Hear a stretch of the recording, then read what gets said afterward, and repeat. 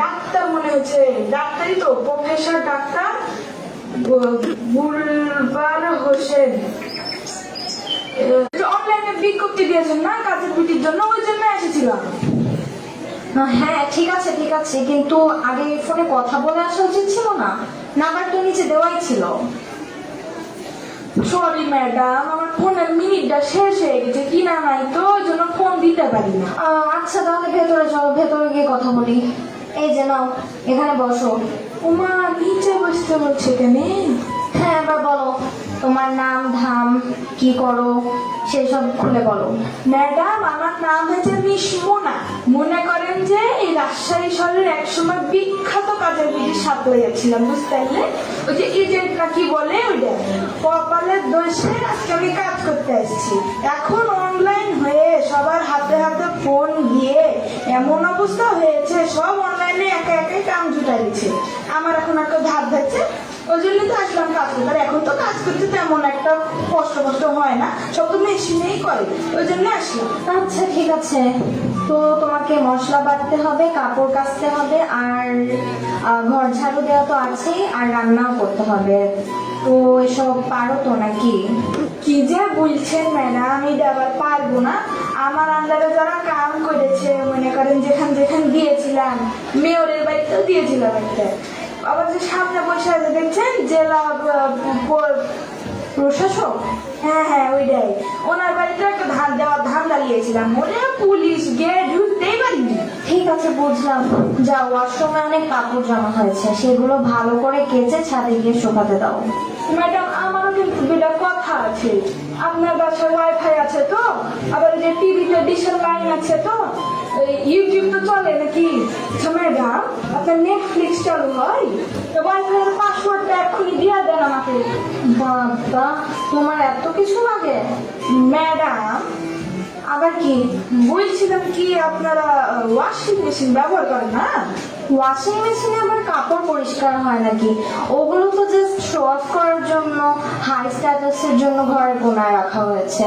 ওরা কপাল আমার সাথে সাথে এসেছে। কি যে বলছে, ওয়াশিং মেশিনে বলে কাপড় পরিষ্কার হয় না। ম্যাডাম আসলে মনে হয় চালাতে জানে না মেশিনটা।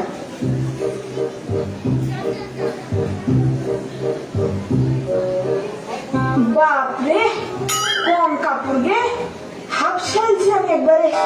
এই মোনা শোনো, মশলাগুলো। ম্যাডাম, মোনা না, মিস মোনা। উফ, বাপরে। রান্নাঘরে শিলপাটা রাখা আছে, ধুয়ে আদা রসুন বেটে তারপর চুলায় রান্না বসাবে, বুঝেছো? উমা, শিলপাটা কেনে? বিলিন্ডার নাই? আছে, কিন্তু ব্লেন্ডারেই যদি করি তাহলে তোমাকে কেন রাখলাম, মুখ দেখতে?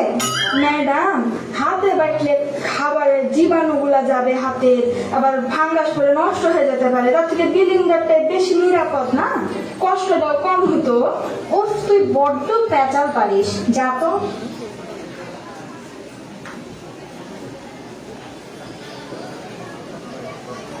সাদা সাদা কালা কালা ঝুল জমেছে মেলা মেলা, দেখরে আমার বুড়ুমের খেলা, মিটাবো এবার মনের জ্বালা।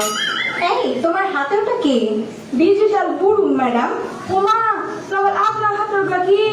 দেখতে পাচ্ছ না, এগুলো পরীক্ষার খাতা। ও, আপনি কুতি মাস্টারি করেন? আমি? আরে ওই যে Shimul memorial north south school and কলেজে। ওরে লিলো, ওইখানকার তো আমার রোজগার যাওয়া আসা। ওই যে আপনাদের কি সজল স্যার, তারপর সানজিদা ম্যাডাম, যে তারপর সুমন স্যার, যে বিজ্ঞানের মেলা না কি হয়েছে না, ওখানে বিটির লেগে বানিয়েছিল বুরুমটা। আমি না বট মেরে দিয়ে চলে এসেছি। কি কথা ছিড়ি! বললেন বুরুমের সাথে আর আপনার সাথে একটা সেলফি তুলে নি, পোস্ট দিব।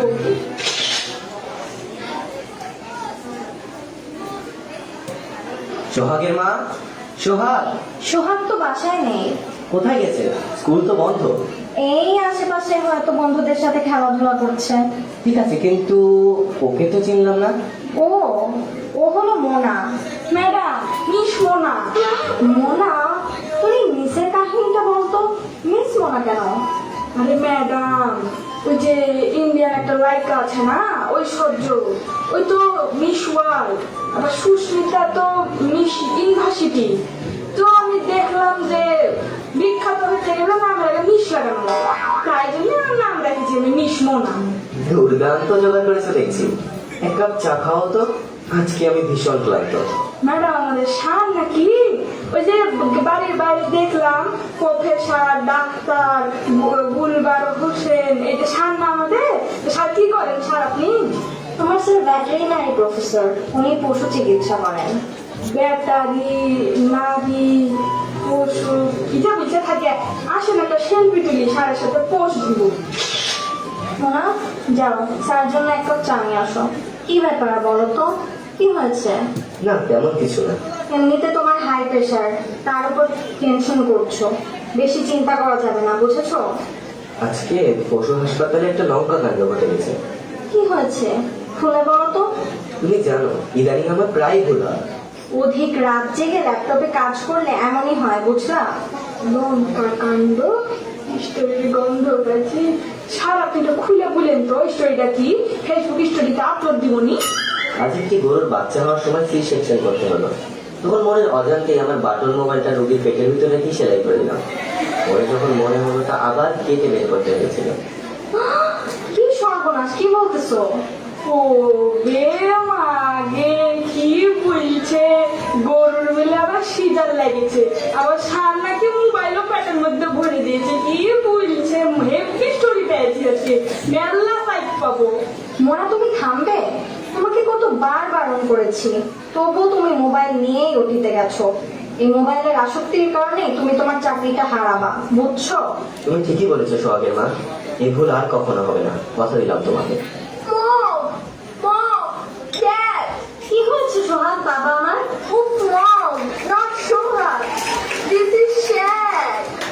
আরে আগে বল তো কি হয়েছে তোর? কিরে নিল আরেকটা স্টোরির গন্ধ, সেলফি প্লিজ। মোনা তুমি থামবে? আমরা কয়েকজন মিলে রাস্তার মাঝখানে টিকটক ভিডিও করছিলাম। এমন সময় একটা অটো এসে ধাক্কা দেয়। ঠিক থেকে তাই না? একদম ঠিক। ড্রাইভার ভাই কি ঘুমাচ্ছিল? চালকের কানেও মোবাইল ছিল। সোহাগ না হয় মোবাইলে টিকটক করতে ব্যস্ত ছিল, তুমি কি করছিলে বাবা? হ্যাঁ সেটাই, তুমি অন্তত সতর্ক করতে পারতে। ও মাম্মি, ও তো সারাক্ষণ তার ইয়ারপড ঢোকা রাখে, সং শোনে। ও কি করে আমায় সতর্ক করবে? ও করে কথা বলছে কেন? ম্যাডাম এটা আপনার বেটা ছেলে না বিটি ছেলে? What the hell? তুমি দেখতে পাচ্ছ না, এটা আমার ছেলে, আমার একমাত্র ছেলে সোহাগ। ও মাম্মি, শেখ। তাহলে ওই শ্যাগ ঘর কত শ্যাগ ঘর। আচ্ছা তোমার ট্যাগ করে একটা সেলফি তুলি। সবই তো দেখলেন বুঝলেন, তাহলে এখন থেকে শপথ নিই, আজকে থেকে আমরা প্রযুক্তির যথাযথ ব্যবহার করব, প্রযুক্তির অপব্যবহার রোধে সচেতন হব, মোবাইলের আসক্তি থেকে একটু দূরে থাকবেন, নাকি বলছেন?